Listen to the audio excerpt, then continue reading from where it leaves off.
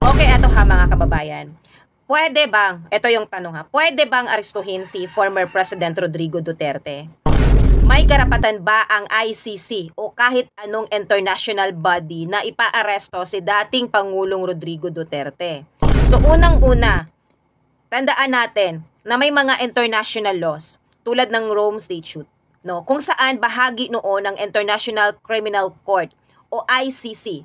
Pero ito ang malaking tanong. Dapat ba natin itong sundin kahit labag ito sa ating sariling saligang batas? Ha, eto, yan tandaan nyo ha. Eto ha, gusto ko lang klaruhin, hindi ako abogado at hindi rin ako expert sa batas. Pero siguro dahil sa kakapanood ko ng mga abogado na mga argumento about sa sa batas. So, at syempre nagre-research din ako. Kaya ko ito sinasabi ay base na rin sa aking mga napapanood, no, napapakinggan na mga abogado at syempre nababasa ko. Tapos nire-research ko talaga para hindi tayo magkakabulyaso. But anyways, eto, balik tayo sa ating topic, no? Ayon sa isang argumento ha na doon sa Senado kahapon, 'di ba? Ito naman may clips naman tayo dito. So kahit may international obligations ang bansa, ang paraan ng pagsunod sa mga ito ay dapat ayon sa ating constitution. 'Di ba? Hindi pwedeng basta-basta na lang aaresto ng isang Pilipino at ibigay na lang doon sa foreign court. Ganon, 'di ba? Kaya nga, kung napapansin natin kapag may Interpol red notice, hindi naman agad-agad na dapat isuko yung tao.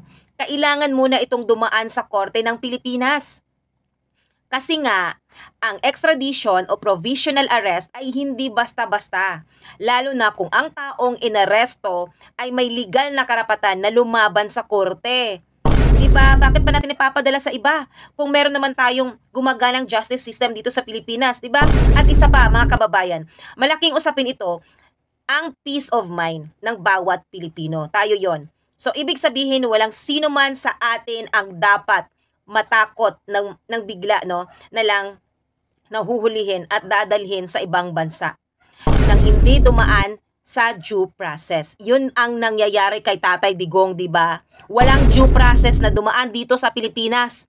Agad-agad pinadala doon, lumipad patungong Hague, di ba? Yan ang proteksyon na binibigay ng ating konstitusyon sa bawat mamamayan. Kaya, eto ang tanong ngayon.